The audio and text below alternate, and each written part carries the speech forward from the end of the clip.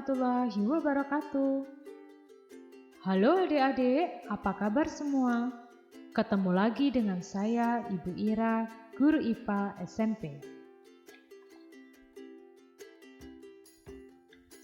Selamat datang di video pembelajaran IPA kelas 8. Hari ini kita akan belajar tentang materi zat aditif pada makanan dan minuman untuk kelas 8 tingkat SMP.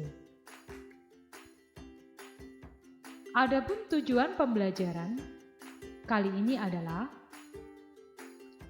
1. Dapat menyebutkan jenis-jenis zat aditif. Kedua, dapat menjelaskan tujuan ditambahnya zat aditif dalam makanan dan minuman. Ketiga, dapat memberikan contoh zat aditif alami maupun zat aditif buatan. Keempat, dapat mengidentifikasi zat aditif dalam makanan baik dalam minuman.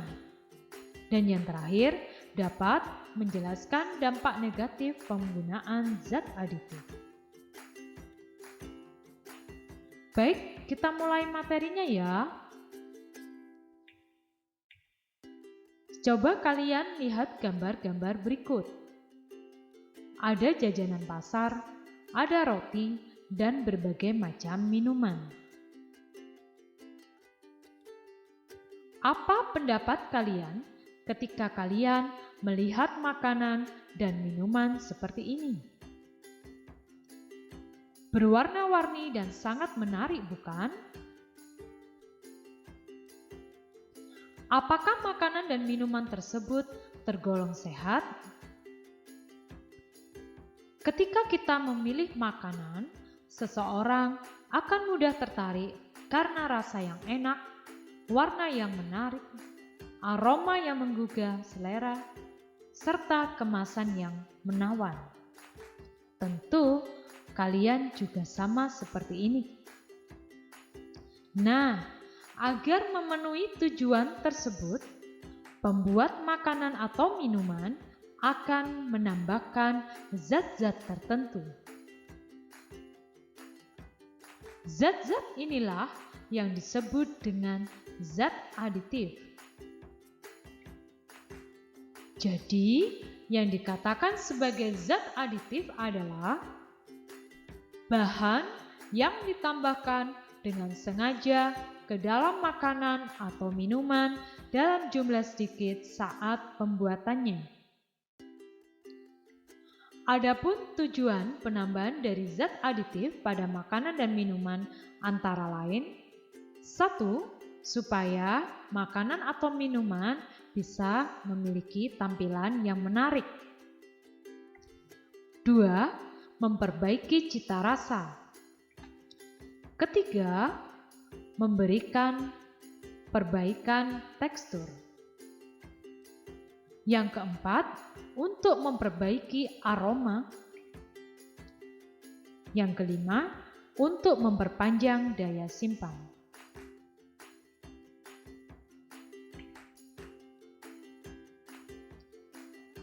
Berdasarkan fungsinya, zat aditif pada makanan dan minuman digolongkan menjadi 7. Yang pertama, zat aditif berupa zat pewarna. Kedua, berupa zat pemanis. 3, berupa zat pengawet. Yang keempat, berupa zat penyedap. Yang kelima, zat aditif berupa pemberi aroma. Yang keenam, berupa zat pengental. Yang ketujuh, sebagai zat pengemulsi.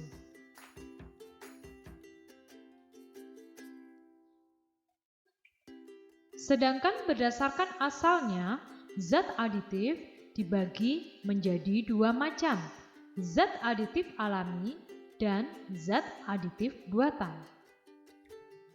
Untuk zat aditif alami, zat aditif yang bahan bakunya berasal dari makhluk hidup, misalkan zat pewarna dari tumbuhan, atau penyedap dari daging, dan lain sebagainya. Zat aditif alami ini umumnya tidak menimbulkan efek samping yang membahayakan kesehatan. Berbeda dengan zat aditif buatan.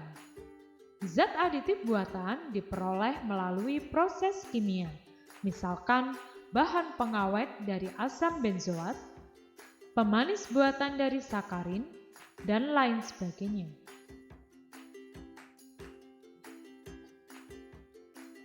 Jika zat aditif buatan ini digunakan berlebihan, maka dapat membahayakan kesehatan. Kita masuk pada zat pewarna. Apa itu zat pewarna? Zat pewarna merupakan bahan yang ditambahkan pada makanan atau minuman dengan tujuan memberi warna pada makanan atau minuman supaya menarik. Berdasarkan jenisnya, zat pewarna dibagi menjadi dua, zat pewarna alami dan zat pewarna buatan.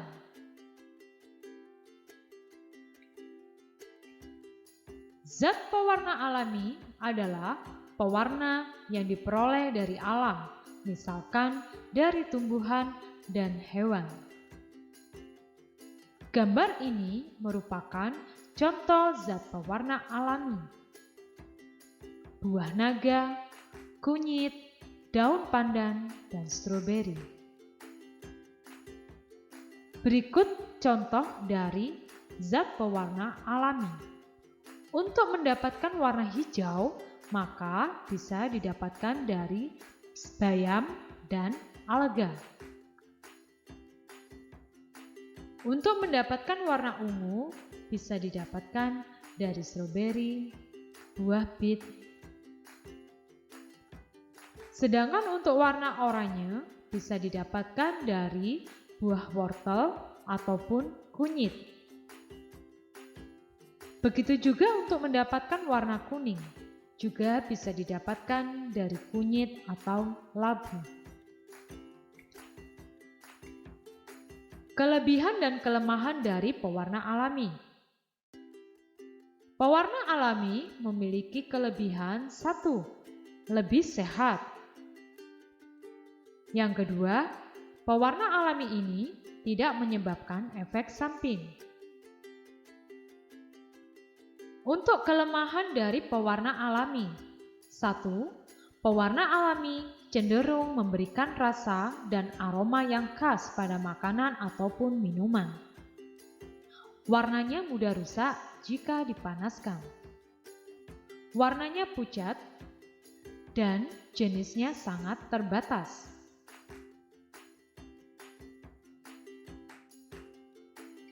Berikutnya adalah pewarna buatan.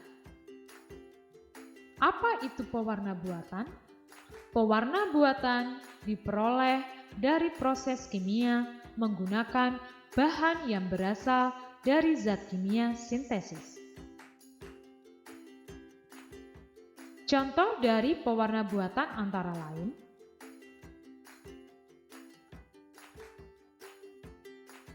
pewarna buatan ini sangat mudah ditemukan.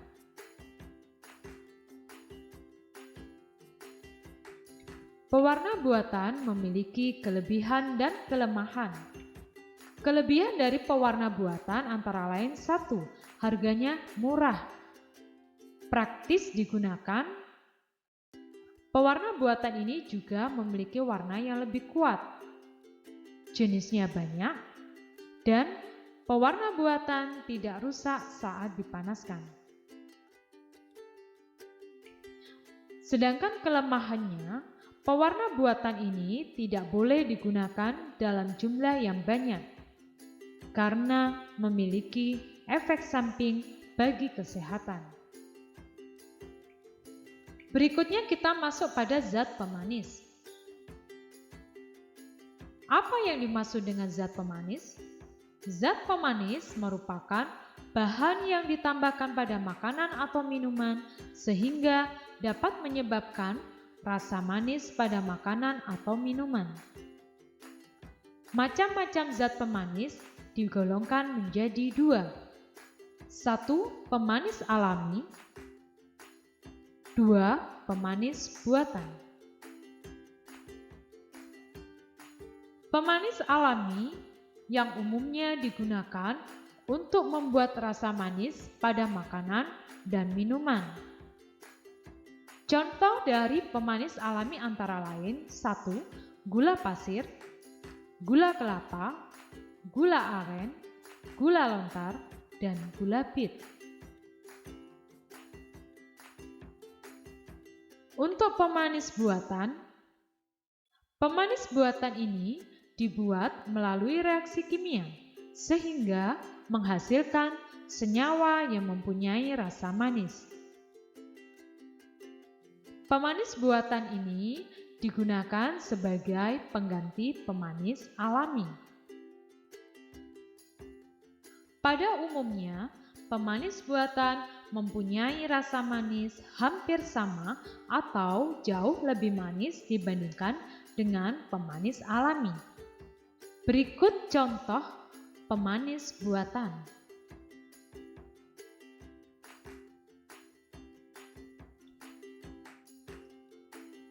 Yang ketiga adalah zat pengawet. Perhatikan kondisi kedua roti tersebut. Roti yang mana yang masih layak dikonsumsi? Setiap bahan makanan memiliki jangka waktu tertentu untuk menjadi rusak. Roti pada gambar kedua tidak layak dikonsumsi karena sudah ditumbuhi jamur, bakteri, atau mikroorganisme lainnya. Pada makanan dapat ditambahkan bahan pengawet dalam jumlah tertentu. Nah, yang dikatakan sebagai pengawet adalah zat aditif yang ditambahkan pada makanan atau minuman yang berfungsi menghambat kerusakan makanan atau minuman. Kerusakan makanan disebabkan adanya mikroorganisme yang tumbuh pada makanan atau minuman.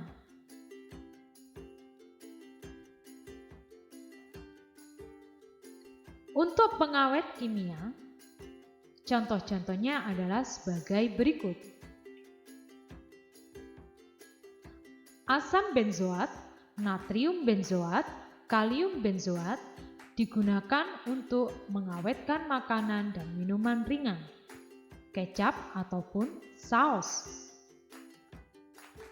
Asam askorbat digunakan untuk mengawetkan daging olahan, kaldu, dan buah dalam kaleng. Untuk natrium nitrat dimanfaatkan untuk mengawetkan daging olahan dan keju. Asam propionat digunakan untuk mengawetkan roti dan keju olahan. Sedangkan untuk butil hidroksianisol dimanfaatkan untuk menghambat oksidasi pada lemak dan minyak. Untuk butil hidroksitoluen digunakan untuk menghambat oksidasi pada lemak, minyak, margarin, dan mentega. Di samping ini adalah contoh dari pengawet kimia. Ada formalin, ada boraks, dan ada sodium benzoat. Untuk pengawetan alami, cara mengawetkan makanan secara alami bisa dilakukan dengan cara pengasinan dan pemanisan. Proses pengasinan contohnya pada pembuatan ikan asin. Sedangkan contoh dari pemanisan adalah pembuatan manisan dari berbagai macam buah-buahan. Adapun metode pengawetan alami lainnya bisa dilakukan dengan cara pemanasan, pendinginan, pembekuan, pengasapan, pengeringan, dan penyinaran.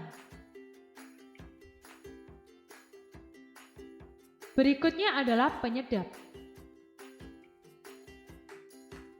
Berikutnya masuk ke zat penyedap. Apakah kalian pernah memasak? Bumbu apa yang kalian tambahkan pada masakan agar rasanya sedap? Apakah kalian juga pernah makan bakso? Tentu rasanya sangat enak dan sedap, bukan? Jadi yang dikatakan sebagai penyedap makanan adalah bahan tambahan makanan yang digunakan untuk meningkatkan cita rasa pada makanan.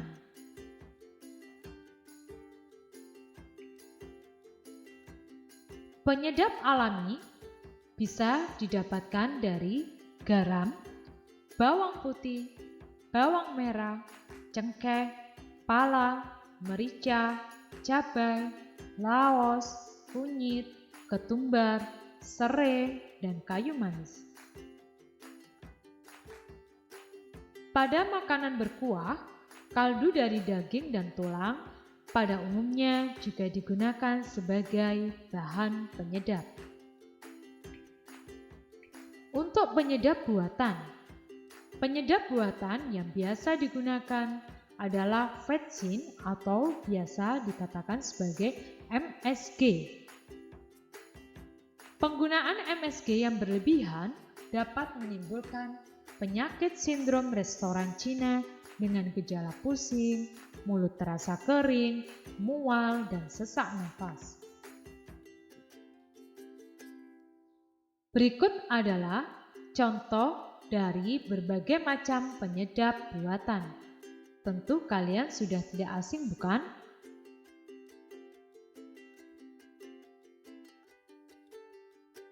Berikutnya adalah zat pemberi aroma.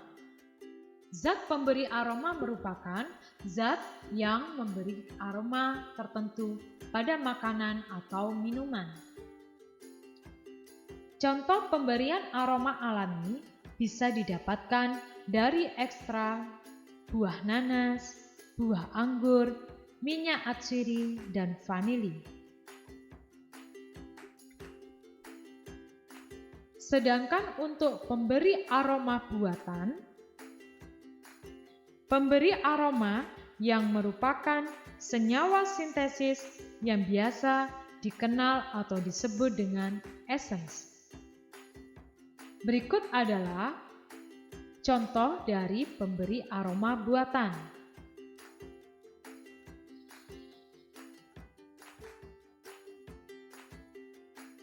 Berikutnya adalah zat pengental. Zat pengental merupakan bahan tambahan yang digunakan untuk menstabilkan, memekatkan, atau mengentalkan makanan yang dicampur dengan air sehingga membentuk kekentalan tertentu. Pengental alami contohnya yaitu pati, gelatin, gam, agar-agar, dan alginat.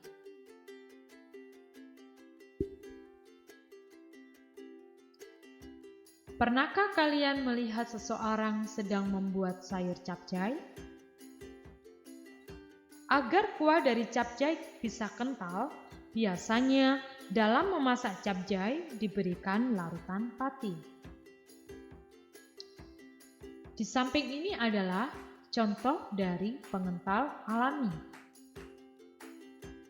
Ada tepung tapioka dan ada agar-agar. Yang terakhir adalah zat pengemulsi.